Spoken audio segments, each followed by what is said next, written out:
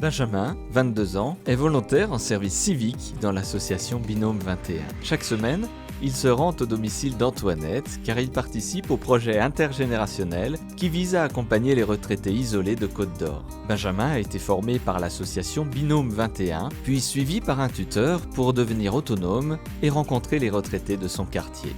Lors du temps passé ensemble, Benjamin et Antoinette bricolent, se promènent, jouent aux cartes ou encore réalisent ensemble des tâches de la vie quotidienne. Je suis très content, j'apprends énormément de choses. C'est différent chez tout le monde. Là, ça va être quelques discussions, du bricolage, ce genre de choses.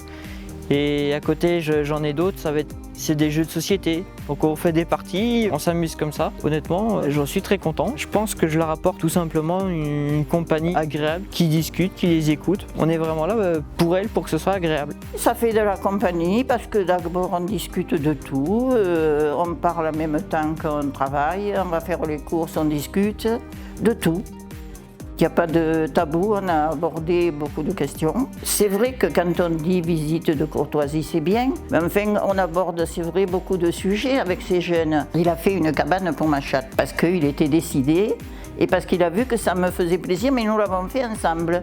Quand il fait quelque chose, on est toujours ensemble. C'est pour ça que j'ai appris aussi un tas de choses avec lui. Je vous dis, je le trouve vraiment très bien. S'il fallait le noter, je lui mettrais 20 sur 20. Lors de ces visites de convivialité, Binôme 21 sensibilise les retraités à l'utilisation des outils numériques. Équipés de tablettes, les volontaires leur apprennent à naviguer sur Internet ou à se connecter à leur boîte mail par exemple. Des séances en collectif se tiennent également dans les locaux des partenaires de l'association, comme par exemple des EHPAD ou des centres sociaux. Comme Antoinette, 3500 retraités vont pouvoir bénéficier de la présence d'un service civique chaque semaine et d'aide sur le numérique.